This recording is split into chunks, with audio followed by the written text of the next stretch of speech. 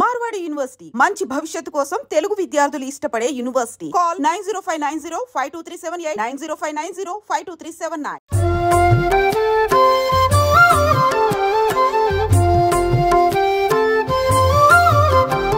నమామీశమీశాన నిర్వాణ రూపం విభుం వ్యాపకం బ్రహ్మ వేద స్వరూపం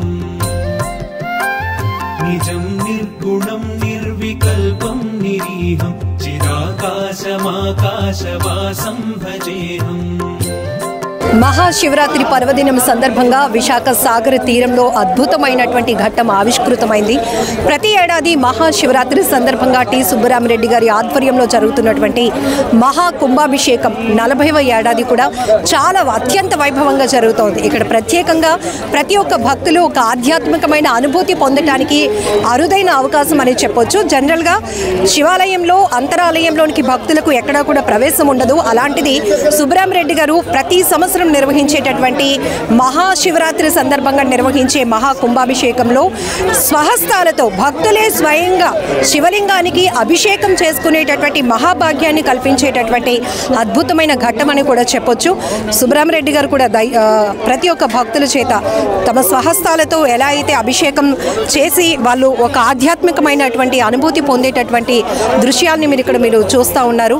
ప్రతి ఏడాది నిర్విరామంగా 1,08,00,000 శివలింగాలు ఒకే చోట ఆవిష్కృతమై మహాకుంభాభిషేకం కన్నుల పండుగ జరుగుతుందని కూడా చెప్పొచ్చు.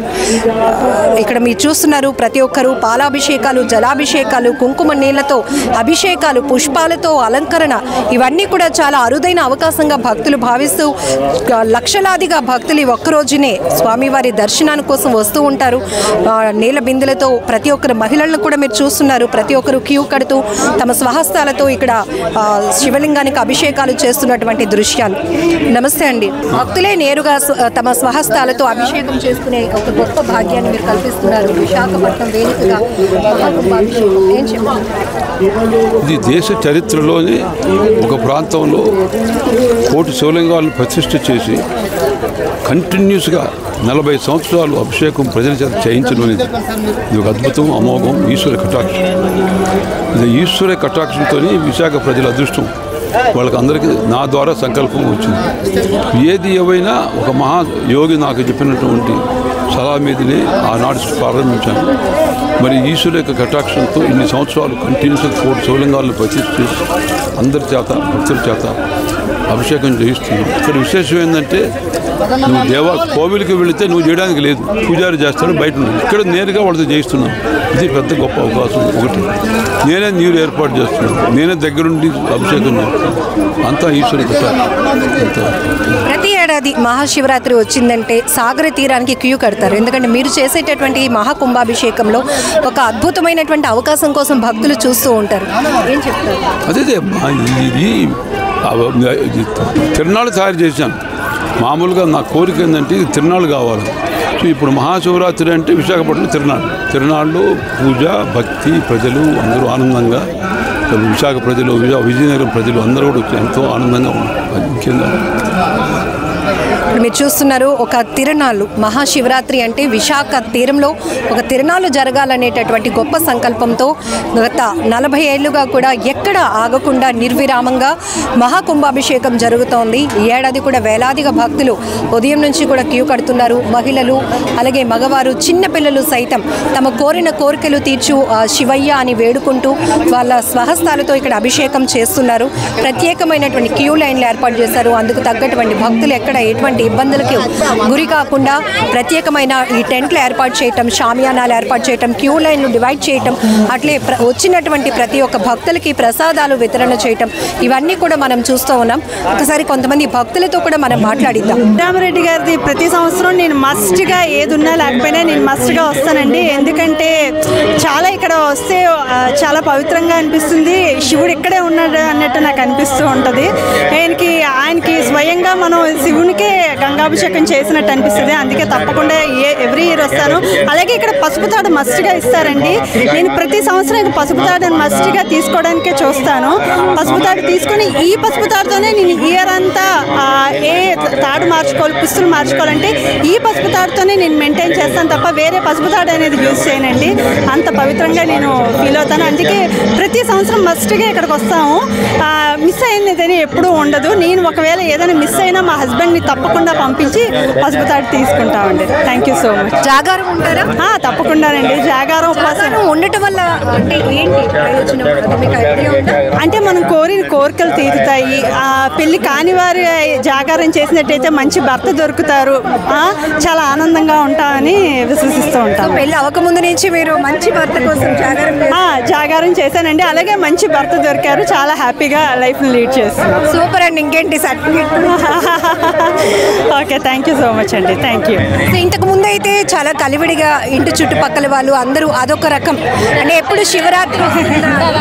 ఇప్పుడు అందుకే బీచ్కి వచ్చేస్తున్నామండి. నైట్ ఇక్కడికి వచ్చి స్టే చేస్తాం. 2 అలా టైం వరకు ఉండి వెళ్ళి అక్కడికి కొంతసేపు ఉండి అలా పడుకుంటున్నాం.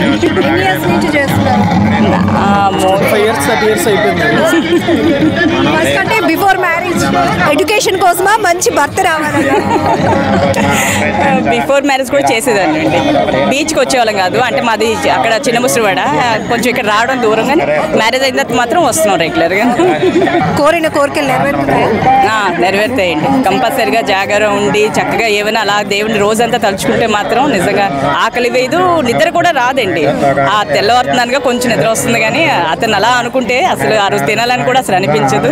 అంటే ఇప్పుడు కొంతమంది పిల్లలు లైక్ జాగారం అనేటప్పటికి టైం చూసుకొని ఈ టైం వరకు ఉంటే మనం సరిపోతుందని.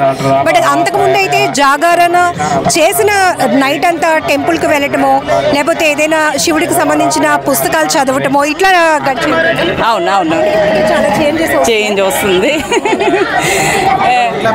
ఇప్పుడు వాళ్ళు ఏంటంటే బుక్స్ చదువుతూ ఉండట్లేదు కానీ మూవీస్ చూస్తూ కొంచెం అలా జాగరణ చేస్తున్నారు అంతే. ఎక్కువ బీచ్కి వచ్చేస్తున్నాం, అందుకే నైట్ వీళ్ళకి కూడా నిద్ర రాదని 2 ఆ టైం వరకు మా వాళ్ళు ఉంటారు, మా పిల్లలు. ఆ తర్వాత కొంచెం నిద్ర వస్తే పడుకుపోతున్నారు. విశాఖ సాగర తీరం శివనామ స్మరణతో మారుమ్రోగుతోంది. ఆధ్యాత్మిక వాతావరణం వెల్లువిరుస్తోంది. టి సుబ్బరామరెడ్డి గారి ఆధ్వర్యంలో ప్రతి ఏటా జరుగుతున్నటువంటి మహా కుంభాభిషేకం 1,08,00,000 శివలింగాలకు ఇక్కడ దర్శనం చేసుకోవడమే కాదు, అతిపెద్ద శివలింగానికి భక్తులు తమ స్వహస్తాలతో అభిషేకం చేసే గొప్ప అవకాశాన్ని కూడా ఇక్కడ మనం చూడొచ్చు. సాధారణంగా పరమశివుణ్ణి పూజించటం వల్ల మన కోరికలు నెరవేరుతాయని, పరమశివుడికి పూజించటం అనేది మానవ సేవతో కూడా ఒక సమానమని ఇట్లా చాలా రకాలుగా మనకు తెలుసు. అసలు మహాశివరాత్రి యొక్క విశిష్టత ఏంటి అడిగి తెలుసుకుందాం. నమస్తే అండి, ఏం చెప్తారు అసలు మహాశివరాత్రి? వాగర్ధావ్యవ సంపృక్తౌ వాగర్ధ ప్రతిపత్తయే జగతః పితరౌ వందే పార్వతీ పరమేశ్వరౌ మృత్యుంజయాయ రుద్రాయ నీలకంఠాయ శంభవే అమృతేశాయ శర్వాయ శ్రీ మహాదేవారతే నమః. పార్వతీ పరమేశ్వరాభ్యాం నమః. నమస్కారం అండి అందరికీ కూడా. ముఖ్యంగా ఈ క్రోధినామ సంవత్సరంలో వచ్చేటటువంటి మాఘమాసంలో సంభవించేటటువంటి శివరాత్రి గురించి కొద్దిగా మనం తెలుసుకోవాల్సిన అవసరం ఉన్నది. మామూలుగా మహాశివరాత్రి అనేది చాలా మహోత్తరమైనటువంటి పర్వదినం. అయితే ఈ క్రోధినామ సంవత్సరంలో మాఘమాసంలో ఈ సంవత్సరం వచ్చినటువంటి శివరాత్రికి ఇంకా మహాప్రత్యేకమైన ఒక ఇది ఉందండి. ఏమిటయ్యా అంటే 144 సంవత్సరాలకు ఒక మారు వచ్చేటటువంటి మహాకుంభమేళ ఈ సంవత్సరం సంభవించింది. అయితే ఈవేళ మహా అద్భుతమైనటువంటి పర్వదినం. ఎందుకంటే ఈవేళ కుంభమేళలో ఆఖరి రోజు మహాశివరాత్రి అవ్వడం ఇది చాలా విశేషమైనటువంటి మనకి సదావకాశం లాంటిదన్నమాట. ఈరోజు ఎవరైతే శివుణ్ణి ఆరాధన చేస్తారో, అర్చన చేస్తారో వారికి మహా కైలాస ప్రాప్తి కలుగుతుందని చెప్పి మన శాస్త్రాలు మనకి చెబుతూ ఉన్నాయన్నమాట. కాబట్టి ఈరోజు ఎవరు కూడా తప్పకుండా స్వామివారి ఆరాధన మానకుండా రాత్రి జాగరణ చేయడమో, ఉపవాసం ఉండడమో ఇత్యాది భక్తి కార్యక్రమాలన్నీ కూడా పాల్గొనడం ద్వారా స్వామివారి అనుగ్రహాన్ని మనం పొందుతామని చెప్పి తెలియజేస్తూ ఉన్నాము. అర్ధనారీశ్వరుడు అంటారు. అసలు మహాశివుడే చాలా మందికి ఒక ఇన్స్పిరేషన్. ఎందుకంటే మహిళలకి మగవాడు ఒక సగభాగం ఇవ్వాలి అనేది అక్కడే చూస్తూ ఉంటాం. సో దానికోసం అయితే బ్రహ్మ విష్ణు మహేశ్వరులు అనేటటువంటి వారు మనకి తెలిసిన వారే. అయితే మనకి తెలిసిందే సరస్వతీదేవి యొక్క అనుగ్రహం ఉండాలంటే వేదం చదువుకునే వాళ్ళని బ్రాహ్మణులని అంటూ ఉంటారు, మీకు నోరు బాగా తిరుగుతుందని అంటారు. అంటే బ్రహ్మదేవుడు సరస్వతీదేవికి నాలుక మీద స్థానం ఇచ్చాడనమాట. ఈ సరస్వతీదేవికి నాలుక మీద స్థానం ఇస్తే ఇకపోతే విష్ణుమూర్తి, ఈ విష్ణుమూర్తి ఏం చేశాడయ్యా అంటే లక్ష్మీదేవిని హృదయంలో పెట్టుకున్నాడు. లక్ష్మీదేవిని హృదయంలో పెట్టుకోవడం ద్వారా ఆయన కూడా బాగా మనందరికీ లక్ష్మీదేవిని హృదయంలో పెట్టుకుని లక్ష్మీ వక్షస్థలస్థితాలయాయ నమః అనేటటువంటి అవతారం చేత మనకి దర్శనాలు ఇస్తూ ఉంటాడు. ఇకపోతే పరమేశ్వరుడు, ఈ బ్రహ్మగారు విష్ణుమూర్తి శరీరంలో ఒక భాగాన్ని ఇస్తే ఈ పరమేశ్వరుడు అనేటటువంటి వాడు పరమేశ్వరులో సగ భాగం మొత్తం అర్ధ భాగాన్ని పార్వతీదేవికి ఇచ్చాడనమాట. ఆ విధంగా మనకి అర్ధనారీశ్వర స్వరూపం ప్రపంచంలో కొనియాడుతూ ఉన్నదన్నమాట అండి. సో చాలా గొప్ప విషయాలు, దేవుని పూజించడమే కాదు వాళ్ళ ద్వారా మనం చాలా విషయాలు తెలుసుకోవాలి అన్నందుకు ఈరోజు స్త్రీ పురుష సమానత్వం అనేది మనం హక్కుల కోసం మాట్లాడడం కాదు, ప్రతిరోజు మనం పూజించే భగవంతుల్లోనే మనం చాలా విషయాలు ఆధ్యాత్మిక జ్ఞానంతో కూడినటువంటి విషయాలు కూడా నేర్చుకునే గొప్ప అవకాశం కూడా ఉంటుంది. ఇది విశాఖలో జరుగుతున్నటువంటి మహాశివరాత్రి పర్వదిన వేడుకల శుభ సందర్భం. కెమెరా పర్సన్ శేఖర్తో లక్ష్మి, ఐ డ్రీమ్, వైజాగ్.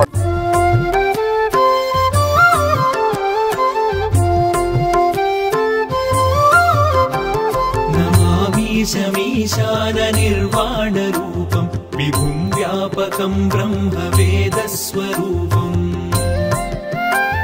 నిజం నిర్గుణం నిర్వికల్పం నిరీహం చిదాకాశమాకాశవాసం భజేహం.